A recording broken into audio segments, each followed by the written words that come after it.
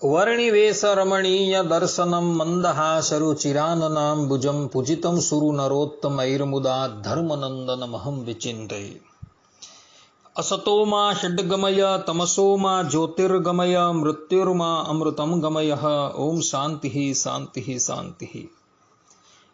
अस्मद्गुरु समारंभां नाथयामून मध्यमां लक्ष्मी वल्लभ पर्यंतां वंदे गुरु परंपरा। આજની જ્ઞાન સભાની અંદર પધારનારા બધા જ ભગવત ભક્તોને વેદાંતાચાર્ય પુરાણ ઇતિહાસાચાર્ય અને ફિલોસોફી શાસ્ત્રી રાકેશભાઈના હેતપૂર્વક જય સ્વામિનારાયણ।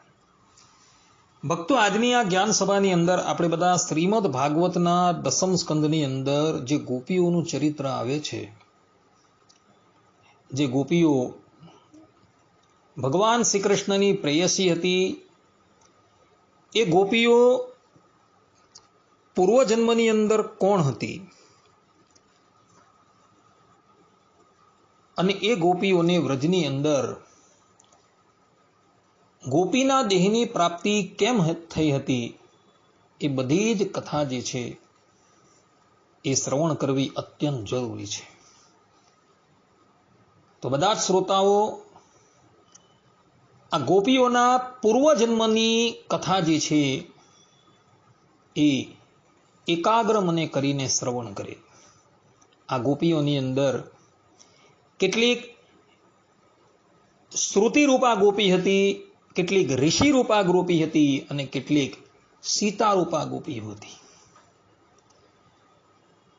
તો આ ગોપીઓએ પૂર્વજન્મની અંદર એવું કયું તપ કરેલું હતું કે એને લઈને એઓને વ્રજની અંદર ગોપીઓનો દેહ પ્રાપ્ત થયો, કે જે ગોપીઓના મનની વૃત્તિ જે છે એ અખંડ શ્રી કૃષ્ણ ભગવાનની અંદર લાગેલી હતી।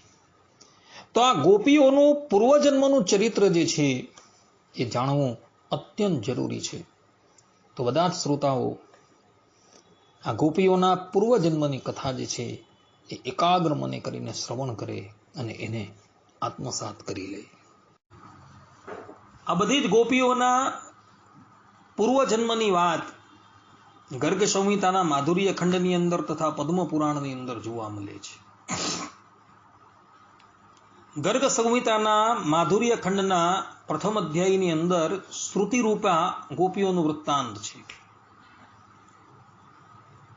આ બધી જ ગોપીઓ પૂર્વજન્મની અંદર વેદની ઋચાઓ હતી ને એ બધી મૂર્તિમાન હતી, કારણ કે વેદો મૂર્તિમાન છે અને એની ઋચાઓ જે છે એ પણ મૂર્તિમાન છે। ભગવત ધામની અંદર આ બધી જ ઋચાઓ ભગવાન શ્રી કૃષ્ણનું સૌંદર્ય જોઈને અત્યંત મુગ્ધ થઈ જાય છે અને વરદાનના રૂપની અંદર ભગવાનની સાથે એક ક્રીડાનું વરદાન માગે છે। ત્યારે ભગવાનના આશીર્વાદથી એ ધરાતલની ઉપર મથુરા મંડલની અંદર ગોપી રૂપે પ્રગટ થાય છે અને એ ગોપીઓ જે છે એ શ્રુતિ રૂપા ગોપી તરીકે ઓળખાય છે। બીજી ગોપીઓનું યુથ જે છે એ ઋષિ રૂપા ગોપી છે। આ ઋષિ રૂપા ગોપી જે છે એ દંડકારણ્યના મહર્ષિઓ હતા। ભગવાન શ્રી રામનું સૌંદર્ય જોઈને અત્યંત મુગ્ધ થઈ ગયેલા એ દંડકારણ્યના ઋષિઓ જે છે એ મનોમન સંકલ્પ કરે છે કે કદાચ અમે પણ સ્ત્રીઓ હતે તો આ રામની સાથે રમણ કરતે, પરંતુ તે વખતે ભગવાન શ્રી રામ મર્યાદા પુરુષોત્તમ હતા, એક પત્ની વ્રત ધારણ કરતા હતા। એટલે ઋષિઓને મનોમન આશીર્વાદ આપે છે કે હવે પછી કૃષ્ણ અવતારની અંદર તમે બધા ગોપી રૂપ પ્રાપ્ત કરશો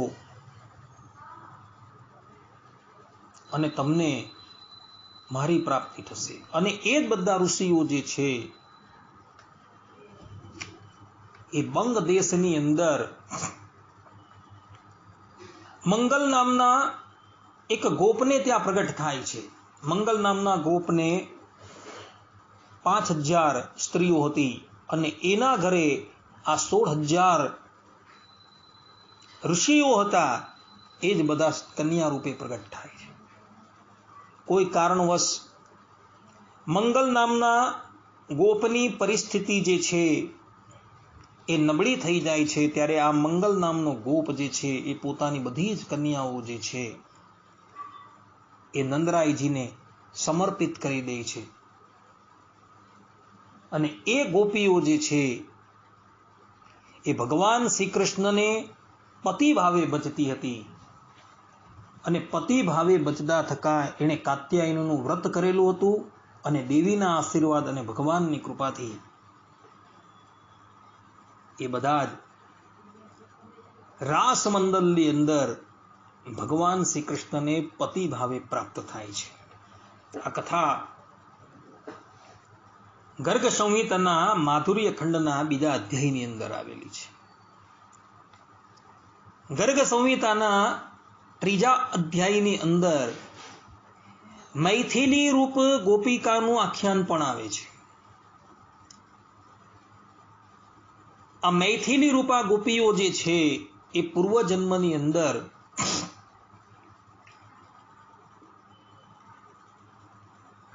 જે જગ્યાએ સીતાજીનું પ્રાગટ્ય થયું હતું એવા જનકપુરની અંદર પ્રગટ થયેલી હોય છે. ભગવાન શ્રી રામ સીતાજીનું પાણી ગ્રહણ કરવા માટે જ્યારે જનકપુર જાય છે, ત્યારે જનકપુરમાં રહેતી જે કન્યાઓ જે છે એ ભગવાન શ્રી રામનું સૌંદર્ય જોઈને એના પર મુગ્ધ થઈ જાય છે. પરંતુ ભગવાન જે છે એ એક પત્ની વ્રત ધરાવતા હતા, એટલે માટે એ મિથિલા પ્રાંતની અંદર રહેલી કન્યાઓ જે છે તેને મનોમન આશીર્વાદ આપે છે કે હવે પછી કૃષ્ણ અવતારની અંદર હું તમારો અંગીકાર કરીશ. ને એ જ બધી જે કન્યાઓ જે છે એ ગોપી થઈને વ્રજની અંદર વિભિન્ન ગોપોને ત્યાં પ્રગટ થયેલી હતી. આ કથા ગર્ગ સંહિતાની અંદર માધુર્ય ખંડના 3જા અધ્યાયની અંદર છે. કેટલીક ગોપીઓ જે છે એ પૂર્વજન્મની અંદર કૌશલ પ્રાંતની સ્ત્રીઓ હતી. અર્થાત કે ભગવાન શ્રી રામ જે કૌશલ પ્રાંતની અંદર પ્રગટ થયા હતા ત્યાંની એ સ્ત્રીઓ હતી. એ લોકો પણ ભગવાન શ્રી રામના સૌંદર્યની ઉપર અત્યંત મુગ્ધ થઈ જાય છે. પરંતુ ભગવાન શ્રી રામ પૂર્વજન્મની અર્થાત કે એક પત્ની વ્રત ધારણ કરતા હતા, એટલે એ ગોપીઓ અર્થાત કે એ સ્ત્રીઓનો ભગવાન શ્રી રામ અંગીકાર નથી કરી શકતા. અને એને પણ આશીર્વાદ આપે છે કે કૃષ્ણ અવતારની અંદર અમે તમને અંગીકાર કરશું. અને એ જ કૌશલ પ્રાંતની સ્ત્રીઓ જે છે એ ગોપી થઈને વ્રજની અંદર પ્રકટ થયેલી હતી. અને એ બધી જ ગોપીઓ જે છે એ ભગવાન શ્રી કૃષ્ણને પતિ ભાવે બચતી હતી. અને એ બધાની જ ઈચ્છા હતી કે અમે ભગવાનની સાથે રમણ કરીએ. અને એ બધી જ ગોપીઓને ભગવાન શ્રી કૃષ્ણએ રાસલીલાની અંદર સંમિલિત કરેલી હતી. ગર્ગ સંહિતાના માધુર્ય ખંડના 5મા અધ્યાયની અંદર અયોધ્યાવાસી ગોપીઓનું આખ્યાન આવે છે. અયોધ્યાની અંદર રહેતી કેટલીક કન્યાઓ જે છે, જે કન્યાઓની સંખ્યા બૃહદ હતી એટલે કે વધારે હતી, એ લોકો પણ ભગવાન શ્રી રામના સૌંદર્યની ઉપર અત્યંત મુગ્ધ થઈ જાય છે. પરંતુ ભગવાન શ્રી રામ એક પત્ની વ્રત ધારણ કરીને બેઠેલા હતા, એટલે એ અયોધ્યા પ્રાંતની કન્યાઓનો અંગીકાર ભગવાન શ્રી રામ રામા અવતારમાં નથી કરતા. પરંતુ એઓને મનોમન ભગવાન આશીર્વાદ આપે છે કે હવે પછી કૃષ્ણ અવતારની અંદર અમે તમારો અંગીકાર કરીશું. અને આ જ અયોધ્યાની કન્યાઓ જે છે એ બધી જ તે પછી સિંધુ દેશની અંદર ચંપકા નામથી પ્રસિદ્ધ એક નગરીની અંદર ધર્મપરાયણ વિમલ નામના રાજાને ત્યાં પ્રગટ થાય છે. આ વિમલ નામનો રાજા જે છે એ રાજા બહુ પત્ની ધરાવતો હતો, પરંતુ એને કોઈ પણ સંતાન ન હતી.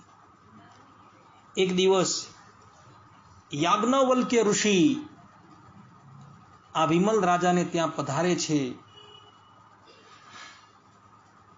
ત્યારે વિમલ રાજા એમનો આતિથ્ય સત્કાર કરે છે અને પછી એ યાજ્ઞવલ્ક્ય ઋષિને પૂછે છે કે પ્રભુ, મને કોઈ સંતાન નથી, મારે ત્યાં આટલી પત્નીઓ હોવા છતાં પણ મને કોઈ સંતાન નથી. એનું શું કારણ છે? આ રાજાને 6000 રાણી હતી, પરંતુ 6000 રાણીમાંથી એકને પણ સંતાન ન હતું. યાજ્ઞવલ્ક્યએ નેત્ર બંધ કરીને રાજાનું ભાગ્ય જે છે એ જોયું અને પછી રાજાને કહ્યું કે રાજન, તમારા ભાગ્યની અંદર પુત્રનું સુખ નથી, પરંતુ તમને અનેકો પુત્રી જે છે એ પ્રાપ્ત થશે. અર્થાત કે તમારી ભાર્યાઓના ગર્ભ થકી અનેકો કન્યા જે છે એ પ્રગટ થશે. અને એ બધી જ કન્યાઓ જે છે એ પૂર્વ જન્મની અંદર અયોધ્યામાં પ્રગટ થઈ હતી અને ભગવાન શ્રી રામ વિશે એને કાંત ભાવ ઉદય થયો હતો. એ બધી જ કન્યા તમારા ઘરે પ્રગટ થશે અને એ બધી જ કન્યાને તમે આ દ્વાપર અને કલીની સંધિની અંદર પ્રગટ થયેલા શ્રી કૃષ્ણ ભગવાનને અર્પણ કરી દેજો. આટલું કહીને યાજ્ઞવલ્ક્ય ઋષિ ત્યાંથી જતા રહે છે. પછી એ રાજાને ત્યાં એ અયોધ્યાની અંદર પ્રગટ થયેલી બધી જ કન્યાઓ જે છે એ આ રાજાને ત્યાં પ્રગટ થાય છે. અને સમય જતા જ્યારે એ મોટી થાય છે, અર્થાત કે કુમારિકા અવસ્થાની અંદર આવે છે, ત્યારે આ વિમલ નામનો રાજા જે છે એ આ બધી જ કન્યાઓને ભગવાન શ્રી કૃષ્ણને સમર્પણ કરી દે છે. અને એ બધી જ કન્યા રાસલીલાની અંદર સંમેલિત થઈ જાય છે. આ પ્રમાણે અયોધ્યાની અંદર પ્રગટ થયેલી કન્યાઓ જે છે એઓ પણ ગોપી બનીને આ વ્રજની અંદર આવેલી હતી. આ ઉપરાંત ભગવાન શ્રી રામે અયોધ્યાની અંદર અસંખ્ય યજ્ઞો કરેલા હતા. જે યજ્ઞની અંદર સુવર્ણની સીતા બનાવીને ભગવાન શ્રી રામ પોતાની બાજુમાં પ્રસ્થાપિત કરતા હતા. કારણ કે માતા સીતા જો છે એઓ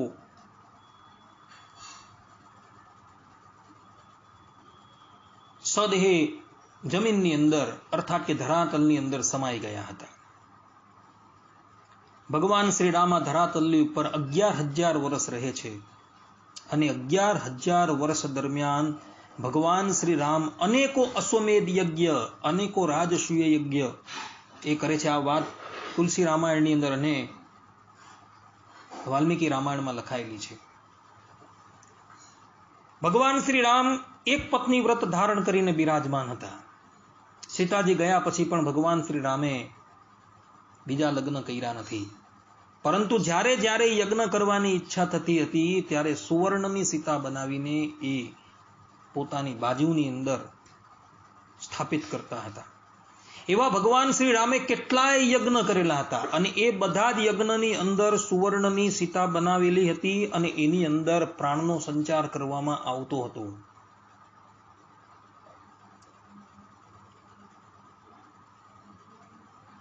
અને એ બધી જ પ્રતિમાઓ યજ્ઞ પૂર્ણ થાય એટલે અયોધ્યાની અંદર ભગવાન શ્રી રામના રાજમહેલની અંદર મૂકી દેવામાં આવતી હતી.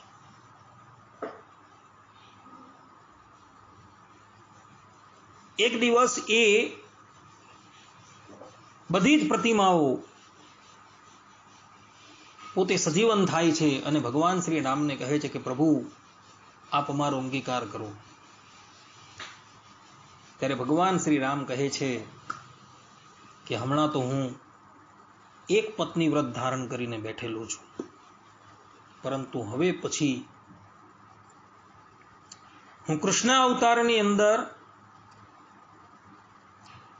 તમારા બધાનો જ અંગીકાર કરીશ અને એ જ યજ્ઞરૂપી પ્રતિમા અર્થાત કે યજ્ઞરૂપી જે સીતા જે હતા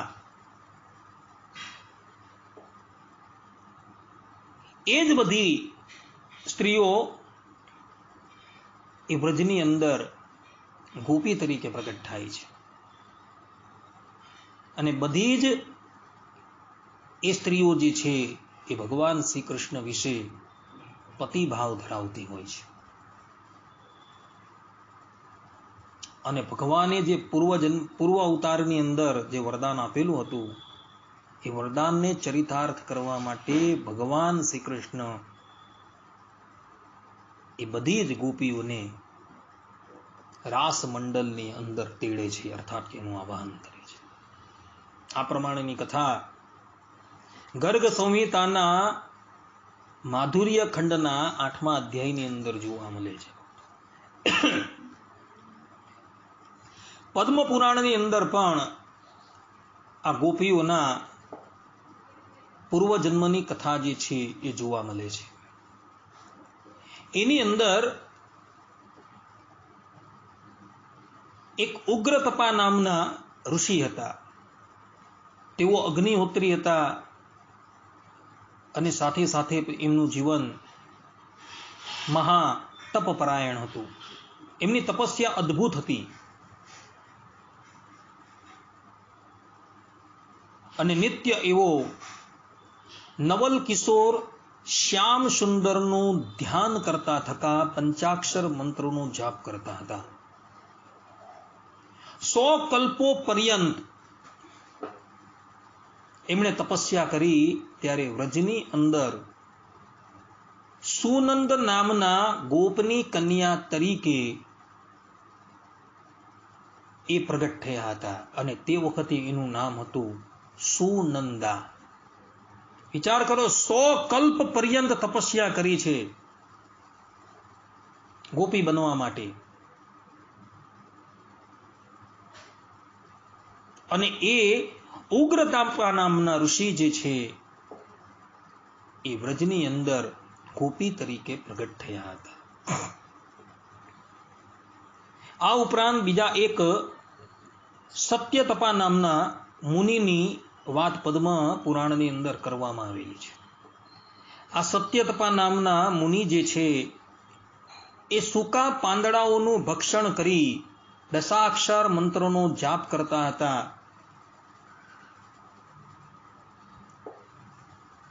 અને રાધાજીની સાથે નૃત્ય કરતા ભગવાન શ્રી કૃષ્ણના એ રૂપનું ધ્યાન કરતા હતા. 10 કલ્પ પર્યંત એ તપસ્યા કરે છે, ભગવાનનું ધ્યાન કરે છે. ત્યારે વ્રજની અંદર એ સુભદ્ર નામના ગોપને ત્યાં સુભદ્રા નામની કન્યા રૂપે અર્થાત કે ગોપી રૂપે પ્રગટ થાય છે. 10 કલ્પ પર્યંત એ ધ્યાન કરતા રહે છે. ત્યારે વ્રજની અંદર એ ગોપી તરીકે પ્રગટ થાય છે. આ ઉપરાંત પદ્મ પુરાણની અંદર એક હરિધામા નામના ઋષિનું વર્ણન આવે છે. આ હરિધામા નામના ઋષિ જે છે એ નિરાહાર રહી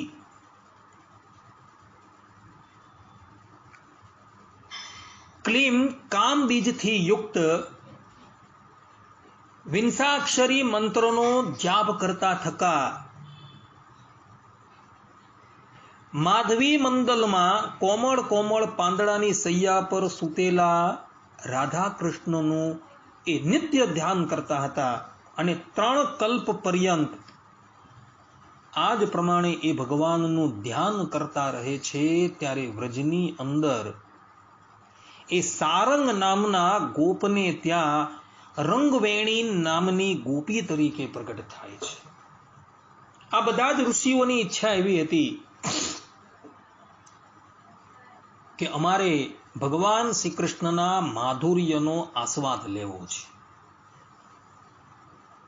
અને એને લઈને એઓ સ્ત્રી રૂપે પ્રગટ થયા હતા. પદ્મ પુરાણની અંદર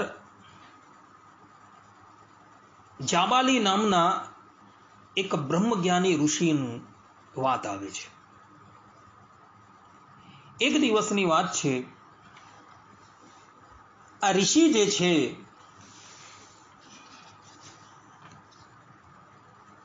વિશાલા વનની અંદર વિચરણ કરતા હતા. ત્યારે એ વિશાલા વનની અંદર તેમને એક બહુ મોટી વાવ જોવા મળી અને એ વાવના પશ્ચિમ કિનારે વડના વૃક્ષ નીચે એક તેજસ્વી સ્ત્રી જે છે એ કઠોર તપસ્યા કરી રહી હતી એવા એને દર્શન થયા.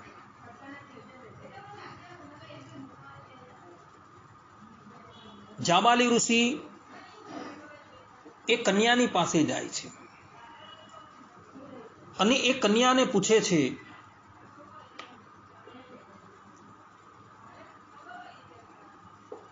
કે હે ભદ્રા, તું કોણ છે?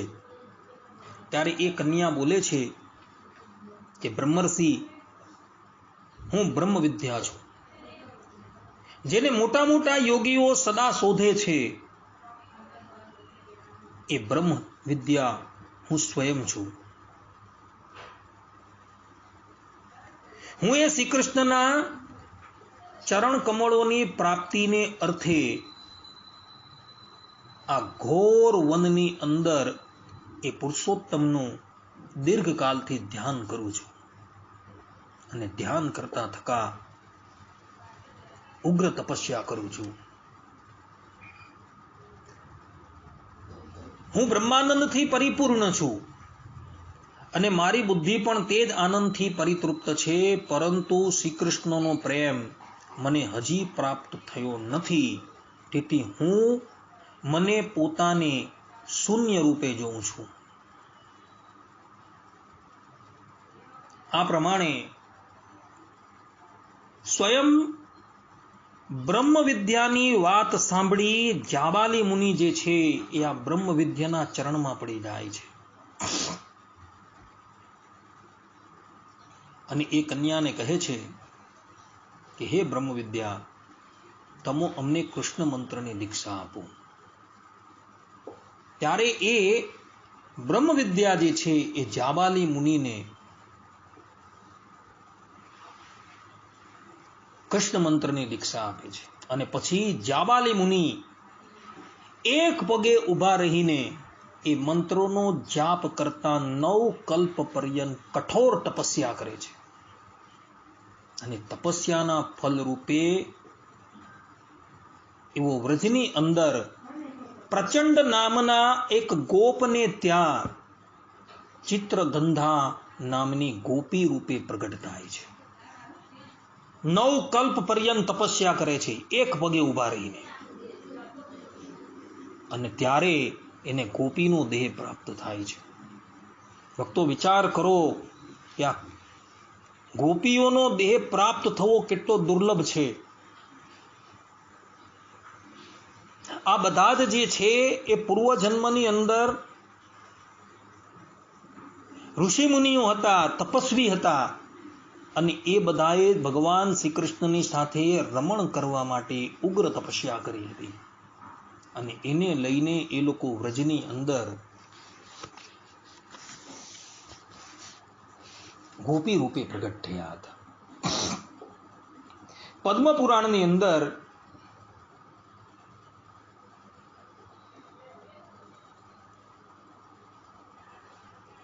આવા તો બીજા કેટલાય ઋષિઓનું વર્ણન આવે છે કે જેઓએ ઉગ્ર તપસ્યા કરી ગોપીનો દેહ પ્રાપ્ત કરેલો હતો.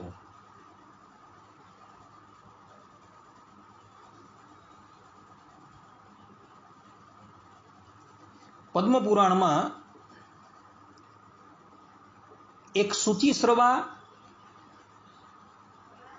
અને સુવર્ણ ઋષિનું વર્ણન આવે છે. કુશધ્વજ નામના બ્રહ્મર્ષિના પુત્ર આ શુચિશ્રવા અને સુવર્ણ હતા. એવો દેવ તત્વને જાણવા વાળા હતા. તેઓએ શીર્ષાસન કરી રીમ હંસ મંત્રોનો જપ કરીને સુંદર કંદર્પ તુલ્ય ગોકુલવાસી 10 વર્ષની ઉંમરના શ્રી કૃષ્ણનું ધ્યાન એક કલ્પ પર્યંત કરેલું હતું, અને તેઓ વ્રજની અંદર સુધીર નામના ગોપને ઘરે પુત્રી રૂપે પ્રગટ થયા હતા. શીર્ષાસન એટલે તમને ખબર હશે, મસ્તક જે છે એ નીચે હોય અને પગ જે છે એ ઉપર હોય. એક કલ્પ પર્યંત આ પ્રમાણે શીર્ષાસન કરીને રીમ હંસ મંત્રનો જપ કરતા થકા એ લોકો ભગવાનનું ધ્યાન કરતા હતા, અને ત્યારબાદ ભગવાનની કૃપાથી એ લોકો વ્રજની અંદર ગોપી રૂપે પ્રગટ થયા હતા, કે જે ગોપીઓની અખંડ વૃત્તિ જે છે એ ભગવાનની અંદર રહેતી હતી.